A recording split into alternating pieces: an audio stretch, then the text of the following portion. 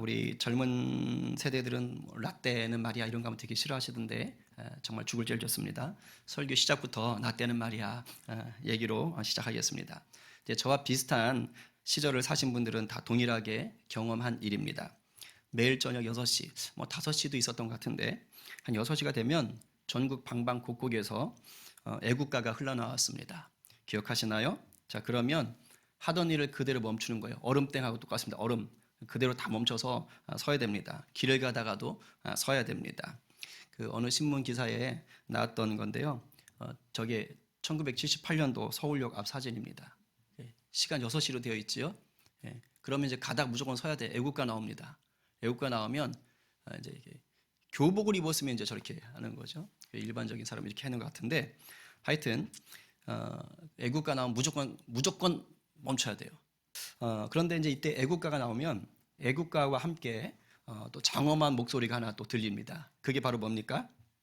국기에 대한 맹세죠. 국기에 대한 맹세가 딱 흘러나오는 거예요. 나는 이렇게 하면서 막 쫙 나옵니다. 요즘은 좀 내용이 바뀌었더라고요. 네, 요즘은 좀 바뀌었던데 아마 예전에 저와 비슷한 연배들은 다 아실 거예요. 아마 주기도문보다 먼저 익히셨을 것 같기도 한데 혹시 한번 외워볼까요? 시작. 나는 자랑스러운 태극기 앞에 조국과 민족의 무궁한 영광을 위하여 몸과 마음을 바쳐 충성을 다할 것을 굳게 다짐합니다. 아마 이제 조국과 민족이 저게 바뀐 것 같아요. 그리고 몸과 마음도 빠졌어요. 지금은 너무 세다고 생각했는지. 자, 충성. 그러니까 그 나라 사랑하는 게 나라 사랑, 그 몸과 마음을 바쳐서 충성하는 게 나라 사랑인 거죠. 그 이제 나 때는 말이야, 그랬다 이 말이죠. 그랬어요. 그래서 재밌는 것은 충성이라는 단어를 사전에서 찾잖아요. 그럼 저게 들어가 있어요. 뜻이 뭐냐면 진정에서 우러나오는 정성, 여기까지 좋습니다. 근데 그 다음에 뭐예요? 특히 임금이나 국가에 대한 것을 이른다. 이렇게 딱 적어 있는 거예요. 그러니까 그 충자가 가운데 중자의 마음 심자잖아요. 그러니까 마음 중심으로 다하는 지극한 마음, 지극한 어떤 그런 행동이겠죠. 근데 특히 뭐예요? 임금이나 국가에 대한 것을 이른다라고 이제 국어 사전에서도 딱 정리를 하고 있는 겁니다. 그래서 이제 좀 연세가 있으신 분들은 이런 세대 속에서 충성이라는 단어를 이제 받아들였지요. 자, 그럼 이제 오늘을 사는 여러분들에게 묻습니다. 충성. 자, 이 단어를 들을 때 기분이 어떠세요? 긍정적입니까? 아니면 부정적입니까? 만약 누군가 여러분에게 와서 야, 너 나한테 충성해. 아니면 당신은 직장에 대한 충성심이 좀 약하군요. 아니면 누가 와가지고 당신은 국가에 대한 충성심이 영 엉망이야. 그래서 어떻게 대한민국 사람이라고 하겠어? 누가 이런 얘기를 한다면 그러면 기분이 좋으실 것 같아요? 별로 없을 것 같아요.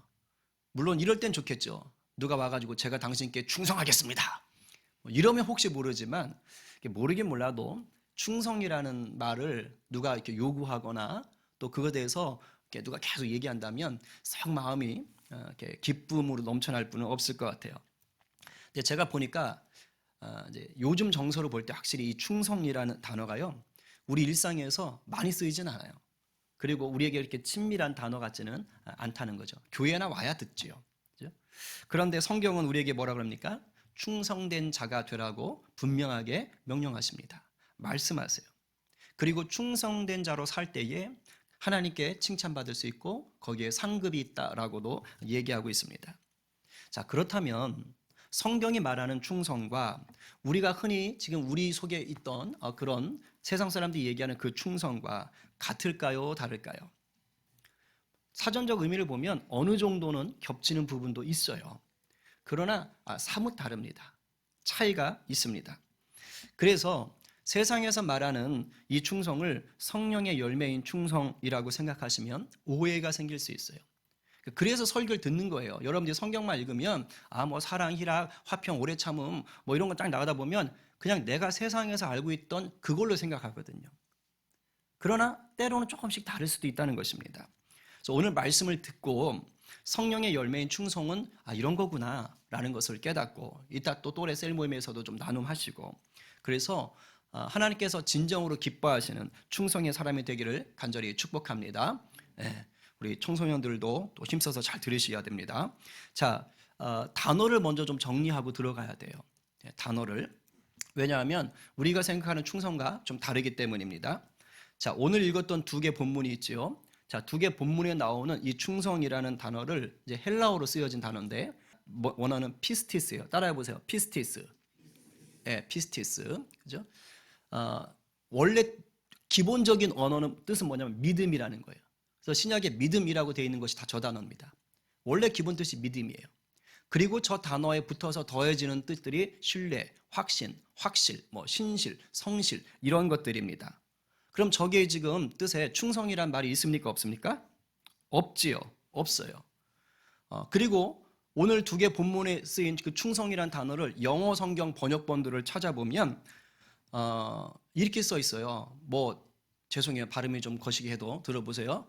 fidelity, loyalty, 그다음에 allegiance 이런 식으로 단어가 나옵니다. 그런데 저 단어 뜻들이 뭐냐면 그게 아니고 저 단어 뜻이 원래는 충성이란 뜻이에요. 지금 우리가 알고 있는 저 영어 단어 뜻이 일반적으로 우리가 충성이라고 얘기할 때 말하는 단어들입니다. 근데 영어 성경 번역본에 우리가 생각하는 그 충성이 들어가려면 저런 단어가 들어가야 돼요. 근데 영어 성경 번역본을 제가 쭉 한 6, 7권 정도를 찾아봤는데 저런 단어들이 들어가질 않아요. 충성인데 우리가 흔히 생각하는 영어의 충성이라는 단어가 들어가지 않아요. 그리고 어떤 단어가 다 들어갔느냐? faith, faithfulness. 뭐죠 저거? 믿음, 성실, 신실 요 단어가 쓰였어요. 그러니까 충성은 충성인데 우리가 흔히 생각하는 충성이라는 단어를 쓰지 않아요. 오히려 믿음과 관련된, 신실과 관련된 것을 영어 성경에도 쓰고 있어요. 그래서 한국의 우리 한글 새번역 성경은 충성 대신에 신실이라는 단어를 썼습니다. 그리고 쉬운 성경은 충성 대신에 성실이라고 번역을 했습니다. 그러니까 이게 뭔가 충성이라는 게 어색한 거예요. 원어대로 보면. 물론 그렇다고 해서 이제 개역 성경에서 단어를 쓴 충성이 틀렸냐? 또 그렇게 말하기는 어렵습니다. 왜냐하면 이 충성이라는 말 속에 믿음 또는 신실 이런 뜻들이 다 들어가 있어요. 그래서 개역 개정에서 또는 개역 한글에서 믿음이나 신실 속에 담긴 이 충성의 특징을 더 강조하고 싶었구나. 그러니까 충성을 더 강조하려고 단어를 일부러 그렇게 썼구나. 이렇게 보시면 됩니다. 그러니까 오늘 설교를 들으실 때 어떻게 생각하시냐면 충성이 믿음이나 이 신실, 성실 속에 포함되어진 충성이구나. 이것을 머릿속에 넣고 말씀을 들어야 돼요. 비단 오늘 두 본문뿐이 아니에요. 신약 성경에서 여러분 찾아보면 한 20구절 정도가 개역 성경에서는 충성이란 단어가 나옵니다. 이거 다 무슨 단어예요? 피스티스. 믿음을 기본으로 하는 거예요. 신실, 성실 이런 단어입니다. 그러니까 그걸 감안하시고 오늘 성경을 좀 들으시고 말씀을 성경 읽으시기를 바랍니다. 그래서 성령의 열매인 충성은 이런 뜻 속에서 펼쳐야 되는구나 라는 것을 좀 아셔야 됩니다. 자, 제가 이제 늘 강조하는데 성령의 열매는 사람의 힘으로 맺을 수 있습니까? 없습니까? 안 돼요. 왜냐하면 성령이 주시는 열매인 거예요. 그러니까 성령 안에서 맺는 것입니다. 성령 안에서 맺으니까 주님이 시작이고 주님이 근원이신 거예요. 주님이 우리에게 먼저 베풀어 주셔야만 우리가 그 베풀어 주신 것으로 열매를 맺을 수가 있습니다. 사랑도 받아본 사람이 사랑할 수 있다고 그러죠? 똑같은 거예요. 성령의 열매는 성령님이 우리에게 그 열매를 우리에게 먼저 주셔야 돼요. 그것을 은혜를 먼저 주셔야 돼요. 그래야 그걸 가지고 우리가 나눌 수 있는 것입니다. 그래서 성령의 열매인 충성은 먼저 누구를 향해서 가야 되느냐? 주님을 향해서 가야 되는 거예요. 주님께 올려지는 충성이 가장 기본입니다. 그게 우선입니다. 근데 자, 이렇게 말하면 좀 오해를 합니다. 그러면 사람들은 무시해도 되는 거구나. 주님께만 충성 다하면 되는 거구나. 나는 사람에게 충성하지 않아. 이런 거구나. 아니요. 그렇게 생각하시면 안 됩니다. 주인이 누구냐를 묻는 거예요. 너의 주인이 하나님이냐 아니면 사람이냐 세상이냐 이걸 묻는 것이지 하나님께 충성을 다하라고 해서 사람을 무시하라 이거 절대 아닙니다. 사람 무시하고는요 하나님께 충성할 수 없습니다. 왜냐하면 우리가 하나님을 위해서 충성 다하는 것은요 이 땅에서 살아가는 것이기 때문입니다. 그래서 우리가 이것을 좀 놓치면 안 돼요. 자, 그리고 우리가 이 성령의 열매를 이 충성을 다할 때 먼저 하나님께 받는다고 했잖아요. 그러면 하나님이 우리를 향해서 충성의 열매를 주셔야 되잖아요. 그런데 하나님이 우리에게 충성을 다한다 말이 좀 이상하죠. 그래서 성경에서는 하나님 우리에게 충성을 다한다라는 것을 충성이라는 단어를 쓰지 않습니다. 똑같은 단어인데 다른 걸로 번역을 했어요. 뭐냐? 하나님 우리에게 신실하시다. 하나님 우리에게 성실하시다. 하나님 우리에게 미쁘시다. 성경 읽다 보면 이런 단어 나오죠? 같은 뜻입니다. 충성과 같은 거예요. 그래서 하나님이 신실하시다, 성실하시다, 미쁘시다 이런 것은 하나님의 성품인데 동시에 우리에게 부어주시는 은혜인 것입니다. 이 은혜가 되는 하나님의 충성이 먼저 와야 된다 그랬잖아요. 그럼 이것에 대해서 은혜가 되는 구절이 있는데 우리가 두 구절만 같이 좀 찾아 읽겠습니다. 자, 예레미야 애가. 자, 다 함께 시작. 여호와의 인자와 긍휼이 무궁하심으로 우리가 진멸되지 아니함이니이다. 이것들이 아침마다 새로우니 주의 성실하심이 크시도이다. 아멘. 여기서 말한 이 성실이 우리식으로 말하면 충성과 관련된다는 거예요. 자, 그 다음에 고린도전서 10장 13절 시작. 사람이 감당할 시험 밖에는 너희가 당한 것이 없나니 오직 하나님은 미쁘사 너희가 감당하지 못할 시험 허락하지 아니하시고 시험 당할 즈음에 또한 피할 길을 내사 너희로 능히 감당하게 하시느니라. 아멘. 참 힘이 되지요. 하나님 우리에게 시험 당할 때 이기게 하시는 것은, 피하게 하시는 것은 우리를 향한 무엇 하라고요? 미쁘심이에요. 그러니까 사실 미쁘다는 단어도 일상에서는 잘 안 써요. 그냥 믿음직스럽다라는 뜻입니다. 신뢰할 만하다 이런 뜻이에요. 자, 이렇게 온전히 신실하시고 성실하시고 미쁘신 하나님께서 우리를 먼저 찾아주신 겁니다. 우리가 죄악 중에 있을 때 우리에게 십자가 사랑을 보이시고 죄에서 건져서 자녀를 삼아 주신 거예요. 이게 새롭게 된 것입니다. 그래서 하나님이 우리에게 이제 너가 자녀답게 살아라 하시면서 자녀답게 살 수 있는 뭘 주셔요? 힘과 지혜를 주시는 거예요. 성령의 열매는 다른 게 아니고 하나님이 주시는 이 힘과 지혜를 가지고 우리가 이 세상에 살면서 열매 맺는 것, 그게 바로 성령의 열매인 것입니다. 그래서 제가 아까 말한 게 뭐예요? 성령의 열매는 우리가 하나님 주신 것으로 맺는 것이고 하나님의 자녀로 하나님을 위해서 맺는 거니까 사람에게 충성하는 것이 아니고 하나님께 충성하는 것이다 라고 얘기하는 거예요. 그런데 우리가 하나님께 충성을 한다고 하지만 우리가 하나님께 충성하는 것은 이 땅에서 하는 거예요. 세상을 살아가는 이 세상의 일상 속에서 하는 겁니다. 물론 예배 드릴 때, 말씀 보고 기도할 때 이럴 때는 하나님을 향해서 직접적으로 충성을 드리는 것이라고 볼 수 있어요. 그러나 여러분 하루 24시간 중에서 여러분이 이렇게 공예배를 드리거나 뭐 큐티를 하거나 하는 시간이 많지는 않잖아요. 그죠? 일부입니다. 일부. 그러니까 우리가 하나님께 직접적으로 충성을 드린다, 중간에 막힌 게 없다 할 수 있는 것은 우리의 일상 속에서는 아주 적은 시간이에요. 그리고 대부분의 시간은 뭐합니까? 여러분들이 직장에서, 학교에서, 뭐 또는 가정에서 아니면 여기저기 돌아다니면서 그러면서 살아가요. 그러면서 수많은 사람들 만나고 또 많은 일들을 감당하면서 삽니다. 그러면 그 속에서 뭘 맺어야 되는 거예요? 그 속에서 성령의 열매를 맺어야 되는 거예요. 달리 말하면 그 속에서 내가 하나님께 이 사람들을 대하고 이 일들을 대하면서도 내가 하나님께 영광을 돌리고 하나님을 향하여 충성을 돌리고 있느냐, 아니면 세상을 주인 삼고 나에게 돈 주는 그 사람을 의지하며 신뢰하며 주인 삼고 있느냐, 이것을 이제 하나님이 보신다라는 거예요.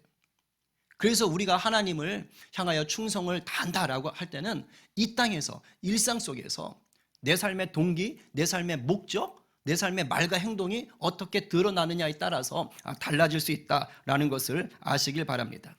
자, 그러면 좀 더 구체적으로 봅시다. 우리가 삶 속에서 우리 주님을 향한 이 충성이라는 이 열매를 풍성하게 맺으려면 일상 속에서, 사람들 속에서, 일 속에서 이 충성이라는 열매를 풍성히 맺으려면 어떻게 하면 될까? 많겠죠. 근데 제가 세 가지 정도로만 정리해 보겠습니다. 아까 주님을 위한 충성, 주님을 향한 충성이라고 그랬지요? 그러려면 첫 번째 뭐냐? 주님의 뜻을 알고 실천해야 돼요. 이게 제일 중요합니다. 정말 중요합니다. 주님의 뜻을 알고 실천해야 돼요. 마태복음 25장에 보면 달란트 비유가 나옵니다. 어떤 사람이 외국으로 이제 뭐 출장인지 여행인지 모르겠어요. 가면서 자기 종들을 불렀어요. 그래서 3명인가 봐요. 3명을 불러가지고 5달란트, 두 달란트, 한 달란트를 주고 떠나갑니다. 이 달란트는요, 그때 당시에 가장 큰 단위의 그 단위입니다. 한 달란트가요, 당시의 노동자들, 일용직 근로자들의 20년 품삯이에요. 한 달란트가. 그러니까 이제 5달란트를 받았으니까 뭡니까? 100년 받을 품삯을 받은 거예요. 2달란트 받은 사람은 몇 년? 40년. 그리고 한 달란트 받은 사람도 적게 받은 거 아니에요. 에이, 돈 10,000원이 아니라니까요. 20년 일하고 받을 돈을 받은 겁니다. 그죠? 자, 그런데 이 엄청난 돈을 맡길 때 불공평한 것 같지만 그게 아니에요. 정확해요. 왜냐하면 종들의 재능에 따라 맡긴 거예요. 그러니까 주인이 종들의 재능에 따라서 돈을 맡긴 겁니다. 그러니까 적절하게 정확하게 맡긴 겁니다. 자, 그러면 재능에 따라서 돈을 맡겼다, 이 말이 무슨 뜻입니까? 그 돈을 가만 묵혀두면 된다, 안 된다? 안 된다는 거예요. 왜? 재능에 따라서 맡겼으니까 네 재능을 활용해서 이 돈을 불려라, 이 말입니다. 그 의도로 주인이 맡긴 거예요. 그게 바로 주인의 뭐예요? 뜻인 거예요. 주인의 뜻, 주인의 뜻. 이걸 잘 아셔야 돼요. 주인이 돈을 맡긴 이유는 네 재능에 따라서, 네 재능을 활용해서 돈을 그대로 두면 안 돼, 이 말입니다. 오랜 시간 후에 외국에서 주인이 돌아왔습니다. 자, 이제 결산하자 해가지고 결산하는데 5달란트 남긴 사람은 장사해서 5달란트를 벌었고 2달란트 받은 사람은 장사해서 2달란트를 벌었어요. 100%의 수익을 냈습니다. 자, 그런데 1달란트 받은 사람은 땅에다 묻어놔 버렸어요. 원금은 보장됐겠죠. 근데 아무것도 건진 게 없습니다. 주인이 이 1달란트 받은 사람은 왜 그랬을까? 주인이 나쁜 사람이야. 악한 사람이야. 오해를 합니다. 그래가지고서는 주인의 뜻을 어겼어요. 주인의 뜻이 뭔지를 제대로 파악을 못했어요. 그래서 그 돈을 묻어놨던 것입니다. 그래서 주인이 이 1달란트 종이에게 뭐라 그러냐면 악하고 게으른 종아, 이렇게 말을 합니다. 악하고 게으른 종아. 이건요, 돈을 못 벌었다가 아니고요, 주인의 뜻을 헤아리지 못했기 때문이에요. 그래서 결국 그런 일이 벌어진 것입니다. 그런데 집주인의 뜻대로 실천한, 자기의 재능을 가지고 열심히 장사하고 돈을 번 그 종들에게는 뭐라고 하느냐? 착하고 충성되었다라고 칭찬합니다. 거기서 끝나지 않아요. 네가 적은 일에 충성했으니 내가 많은 것으로 맡기겠다. 뭡니까? 보상까지도 보장해 주는 것입니다. 여러분, 얼마를 남겼냐가 중요하지 않습니다. 중요한 건 뭐냐면 주인의 뜻을 알고 그것을 힘썼느냐가 중요한 거예요. 주인의 뜻을 알고. 왜냐하면 이게 많이 남겼다 적게 남겼다가 포커스가 아니에요. 주인이 돈을 줄 때 어떻게 줬어요? 재능에 따라 줬다는 거예요. 여러분, 이게 무슨 의미인지 아세요? 네가 재능에 따라서 주인의 뜻을 실천만 하면 남긴다, 이 뜻이에요. 네 재능만큼 남기도록 주님이 너에게 허락하셨다, 이 말입니다. 그러니까 돈 많고 적음이 아니라 주님은 재능에 따라서 맡기신 거예요. 그럼 네가 주인의 뜻대로 실천만 하면 그 재능에 맞는 열매를 거둘 수밖에 없다, 이 말입니다. 여러분, 우리 주님이 여러분에게 충성을 요구하실 때 똑같습니다. 우리가 자꾸 남들하고 자꾸 비교를 해요. 그래서 남들보다 못한 걸 가지고 낙심하고 막 화내고 그러거든요. 그런데 주님의 일하심을 믿는다면 오늘 그 말씀드린 달란트 비유의 종들과 같은 생각을 갖고 계셔야 돼요. 이 비유의 종들과 같다는 것을 깨달으셔야 돼요. 달리 말하면 남들하고 환경 비교할 필요 없다는 거예요. 내가 뭐 더 많고 적냐, 저 사람이 더 좋고 나쁘냐, 이런 거 따지지 말라는 거예요. 무슨 말이냐면 지금 여러분들이 누리고 있는 건강, 아니면 뭐 재정, 아니면 직장, 아니면 가족, 이게 다 뭡니까? 현재 주님이 나에게 맡기신 달란트인 겁니다. 지금 내가 누리고 있는 그것들이 현재 주님이 나에게 맡겨놓으신 달란트라고 보시면 돼요. 그러면 주님은 뭐 하는 거예요? 이것을 가지고 어떻게 네가 제대로 주님 뜻대로 쓰느냐, 관리하느냐, 섬기느냐, 대접하느냐, 이걸 보시는 거예요. 여러분들이 그렇게 살면 결과는 어떻게 됩니까? 말씀 한번 같이 읽어볼까요? 다 함께 시작. 잘하였도다 착하고 충성된 종아, 네가 적은 일에 충성하였음에 내가 많은 것을 내게 맡기리니 내 주인의 즐거움에 참여할지어다. 아멘. 아멘. 아멘. 아멘. 아멘. 이런 경우도 있긴 있을 것 같아요. 지금 자신의 삶이 너무 엉망인 것 같다. 이건 아무리 생각해도 주님이 맡긴 것이 아닌 것 같다. 그러면 한번 그 1년 전, 2년 전, 5년 전, 10년 전을 돌아보세요. 주님 분명히 나에게 좋은 걸 맡긴 것 같은데 내가 주님 뜻대로 살지 않았다면 조금 그럴 수는 있겠죠. 그러나 저는 그런 생각을 해요. 나의 현재가 주님 나에게 맡기신 달란트다. 하나님 나의 재능에 맞게 맡기셨다. 그러면 내가 그것을 어떻게 활용하느냐에 따라서 달라지는 거예요. 왜냐하면 우리 주님은 하나님의 자녀가 이 세상에서 잘 되길 바라십니다. 믿으십니까? 믿죠? 우리 주님은 우리가 행복하기를 바라십니다. 그리고 결정적으로 우리 주님은 우리에게 좋은 것을 주시기 위해 이미 준비하고 계신 분이십니다. 믿으세요? 이거 믿으셔야 돼요. 저는 확실히 믿거든요. 믿으셔야 돼요. 그런데 이 좋은 것들, 이 행복을 그냥 주지 않는다고요. 언제 줘요? 주님 뜻대로 충성할 때 주시는 거예요. 주님 뜻대로 충성할 때. 그러니까 우리가 주님이 나를 위해 예비한 복을 누리고 싶다? 그러면 딴 게 없어요. 삶의 방향이 분명하셔야 돼요. 아무리 열심을 내고 애쓰고 노력해도 자기 뜻, 자기 만족을 위한 열심은 죄송한데 소용이 없어요. 뭐 세상에서 돈 좀 더 벌 수 있는지 모르겠지만 진정한 샬롬을 누릴 수가 없습니다. 진정한 하나님의 복은요, 주님 뜻에 맞게 살아야 되는 것입니다. 혹시 오늘 여러분의 교회 생활, 여러분의 신앙 생활은 어떠십니까? 열심을 내시기는 하는데 누구를 위한 것입니까? 주님의 뜻을 따른 주님의 영광을 위한 것입니까? 아니면 내 만족, 내 기쁨을 위한 것입니까? 주님이 맡기신 삶의 자리에서요, 주님의 뜻대로 그것을 일구어서 착하고 충성된 종이라 칭찬받는 우리 모두 되기를 간절히 축복합니다. 아멘이에요. 자, 두 번째는요, 한결같으셔야 돼요. 한결같아야 된다. 모든 성령의 열매가 그렇지만 충성 역시 긴 시간을 통해서 익어갑니다. 이런 분들이 계셔요. 열심을 내긴 내는데 한두 번 반짝하고 끝나요. 1년 반짝하고 끝나요. 종종 열심을 내는데 그리고 그 열심이 탁월하기까지 해. 진짜 기가 막혀. 와, 정말 그 사람이 손대면 와, 엄청나. 막 사람들이 와우 그래요. 근데 한두 번으로 끝나. 한두 번 하고 말아요. 자기에게 이익이 되는지 손해가 되는지를 따집니다. 그래서 손해가 되면 손 떼버려요. 사람들의 인정이나 칭찬이 더 이상 오지 않잖아요. 그러면 손을 떼버려요. 이것은 충성의 특징이 아닙니다. 여러분, 사기꾼들의 특징이 뭔지 아세요? 처음에는요, 착하고요, 성실하고요, 잘하고요, 탁월합니다. 사기꾼들은요, 그래요.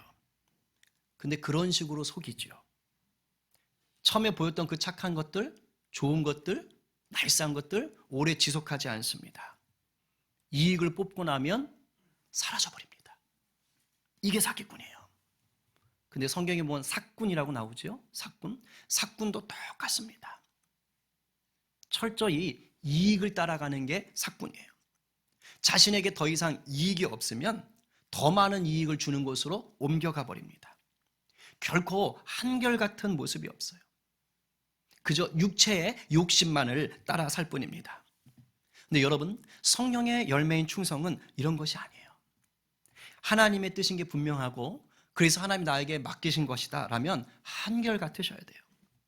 좀 지루해도 그 자리를 지키는 것이 충성입니다.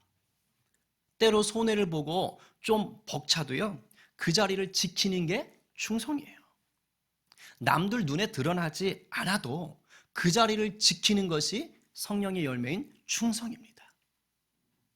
자신의 심령이 성령과 있어서 주님과 늘 친밀함을 누리는 사람은 바로 이런 충성을 할 수가 있어요. 여러분들 그 하나님의 임재 연습이라는 책 혹시 읽어보셨어요? 얇은 책인데 반드시 읽어보세요. 정말 좋은 책이에요. 로렌스 형제가 쓴 책인데요. 17세기 프랑스 수도원의 평범한 수도사였습니다. 근데 그가 수도원에서 맡은 일은 뭐냐면 주방에서 일하는 거, 또는 신발 헤어지면 신발 이렇게 깁는 거, 손질하는 거, 이런 거예요. 대단한 일 아닙니다. 그야말로 별 볼 일 없는 허드렛 일을 했습니다. 근데 이 로렌스 수사가요, 40년 동안을 한결같이 최선을 다했어요. 그 책에 보면 이런 구절들이 있어요. 참 마음에 와닿는 구절인데, 이 한결같음의 충성을 보여주는 구절들이 있어요. 한번 읽어볼게요. 꼭 큰 일만 해야 할 필요는 없다. 나는 프라이팬에 작은 달걀 하나라도 하나님을 사랑하는 마음으로 뒤집는다. 설령 내가 아무것도 할 수 없다 해도 나는 하나님을 사랑하는 마음으로 방바닥에서 티끌 하나만 주워 올릴 수 있어도 만족할 것이다. 하나님 앞에서 일할 때 지극히 작은 일이라도 절대 귀찮아하거나 소홀하게 대하지 말라. 참 찔려요. 그분은 우리가 하는 일의 규모에 감동받지 않으시고 그것을 사랑으로 행했는지를 보신다.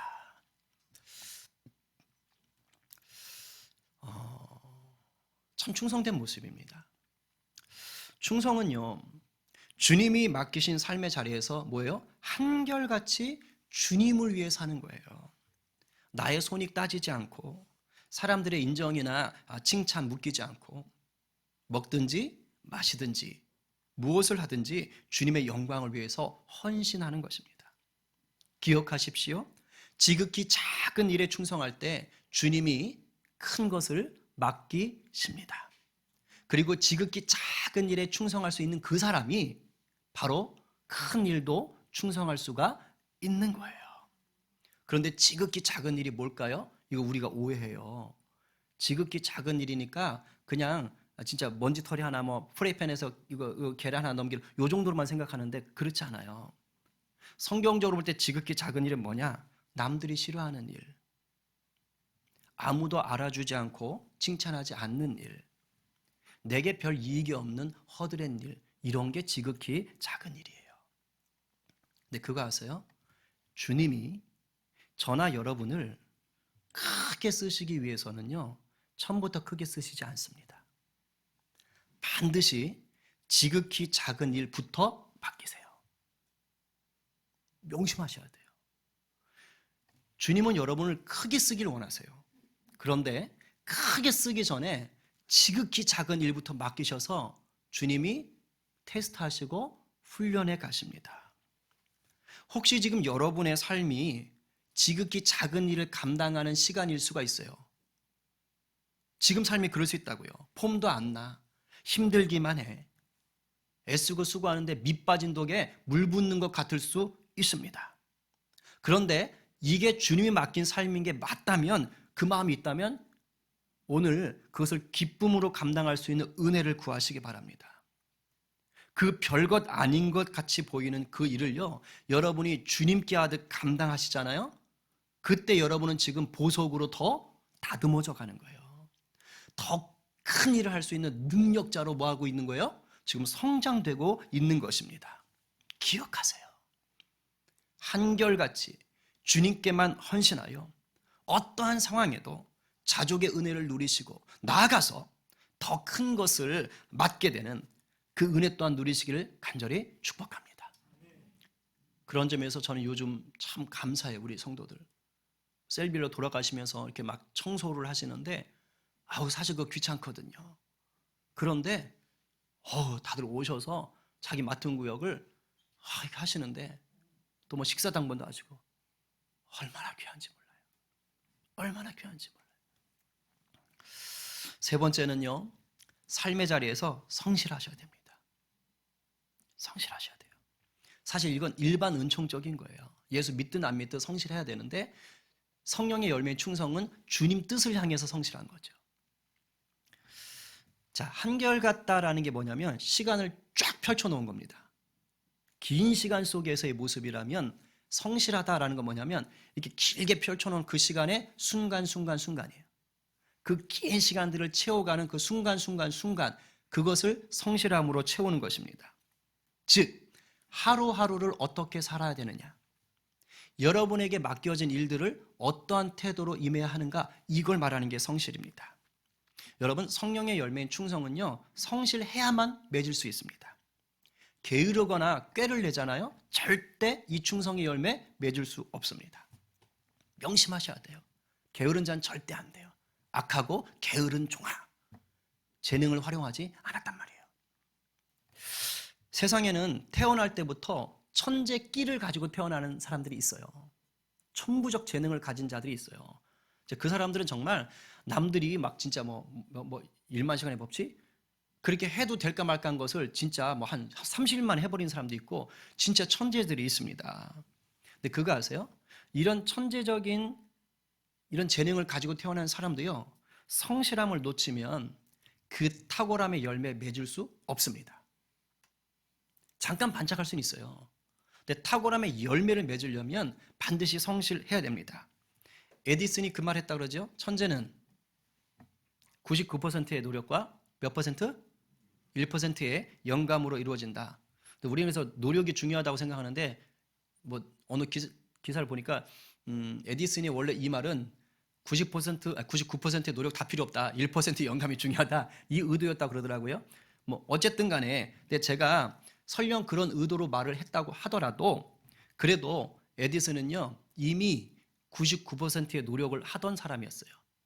에디슨 유명하지요? 성실한 사람이에요. 그 사람은 뭐 1% 영감이 중요하다 얘기했는지 모르지만 이미 99%의 성실함을 가지고 있는 자였어요. 어떤 점에서? 발명을 향해서. 실패하면 또 도전하고 실패하면 또 도전하고 그랬어요. 전구를 완성하기 위해서 9,999번 실패했답니다. 여러분 같으면 할 수 있겠어요? 보통 서너 번 실패하면 이 길이 아닌가 하고 때려치겠죠? 전축 아시죠? LP판 돌리는 거. 전축을 발명하기 위해서는 약 2만 번 실패했대요. 여러분 2만 번 도전해서 하실 수 있겠어요? 저도 힘들어요. 저도 안 할 것 같습니다. 근데 그렇게 했대요. 이거 성실하지 않으면 못합니다. 그래서 주위 사람들이 실패할 때마다 위로한답시고 어휴 어떡하냐 아유 힘내라 이렇게 오면은요 에디슨이 기가 막힌 명언을 남겼대잖아요. 저는 실패하지 않았습니다. 2만 가지의 틀린 방법을 발견했을 뿐입니다. 기가 막힌 말이죠. 난 실패하지 않았다는 거예요. 내가 해보니까 이 방법은 틀렸구나라는 것을 알게 됐다는 거예요. 그러니까 뭐 발명한 에디슨 뭐 이런 얘기를 들었겠지요. 저는요 성실함 속에 탁월함이 잠자고 있다고 믿는 사람이에요. 성실함 속에 탁월함이 잠자고 있다. 성실해야 그 탁월함이 깨어나는 것입니다. 에디슨이 말한 이 1%의 영감조차도 99%의 노력하는 자 안에서 주어지는 거예요. 아무것도 하지 않잖아요. 아무 일도 일어나지 않습니다. 그러나 일단 도전하시죠? 그러면 그 속에서 문이 열리고 길이 놓이는 겁니다. 일단 하셔야 돼요. 하셔야 하다 보면 요령도 생기고 이게 안 되니까 이렇게 해보자. 되네? 우연한 발견도 생기는 것이고 일단 하셔야 돼요. 성실하게 하다 보면 바뀌는 거예요.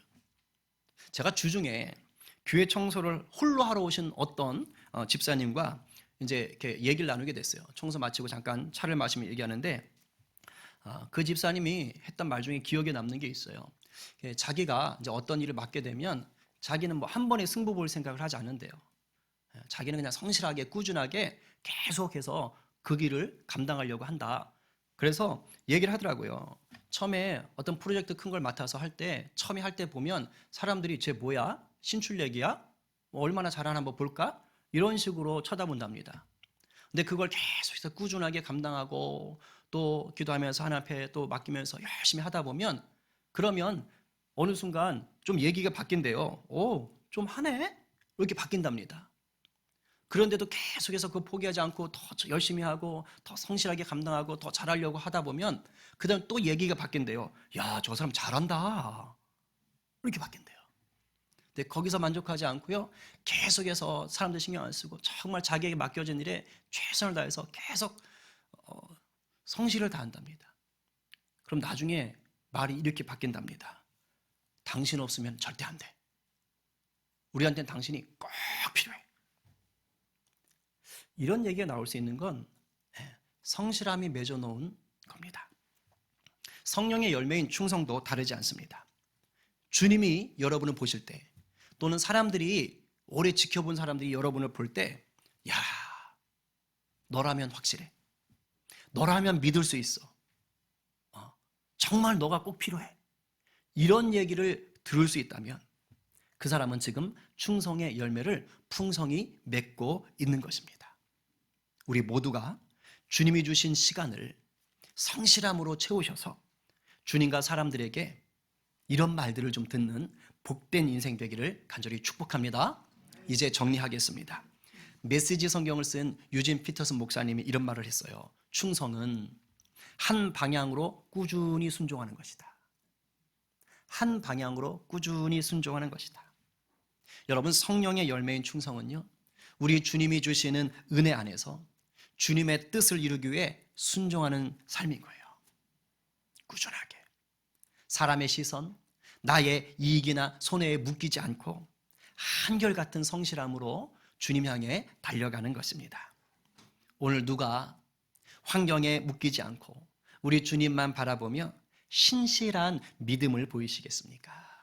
오늘 누가 지극히 작은 일에도 죽게 하듯 하시며 착하고 충성된 종이라는 칭찬을 들으시겠습니까? 오늘 이 말씀 앞에 아멘입니다 주님, 접니다 라고 선포하며 나가는 우리 모두 되기를 간절히 축복합니다.